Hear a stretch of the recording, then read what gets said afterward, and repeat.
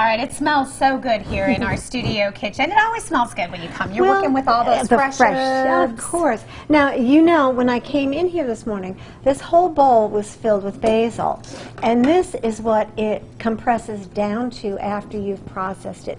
And you can see that it's not really very much. It's quite a bit of sauce because it's very concentrated, so there's a lot there. Now, pesto you can make with spinach, which is, I was just saying to Amy, it's very similar to how spinach reacts, in that, you know, it goes way down once you start processing it and using it.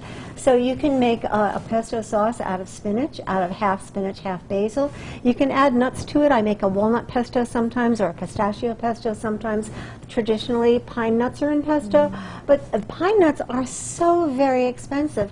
You may want to put in something that's a little bit less expensive, which you can do, and it's going to give you different and beautiful flavors as well. So what I'm going to do with this now, I'm going to take quite a bit of this actually and put this into my zucchini that I have here. And you use just a little bit of olive oil in that mixture, I only right? use a tiny bit because I am going to use the sauce. Now, I've made a white sauce many times. Last time I think I did it with cauliflower, and we tasted the difference between the creamed cauliflower and the regular cauliflower.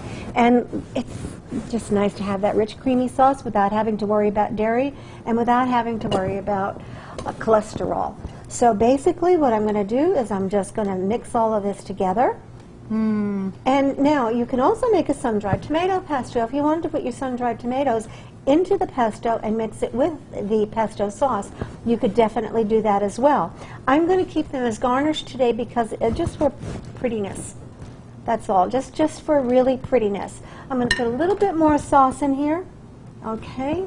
This looks like my favorite pasta. Oh, I think you're going to like this a lot. It's like an Alfredo almost, but it's like a creamy pesto Alfredo. It's just absolutely delicious.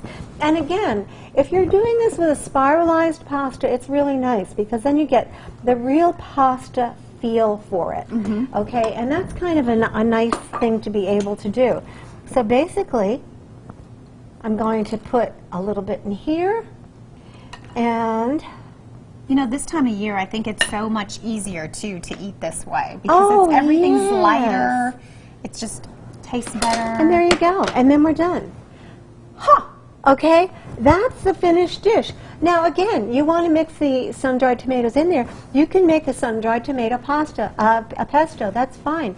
If you want to make a walnut pesto and add that to it, and you know, and then put sun-dried tomatoes, or not even use sun-dried tomatoes, or use some fresh tomatoes. Now, if you're going to use fresh tomatoes, please de-seed the tomatoes because it's going to just give you way too much water.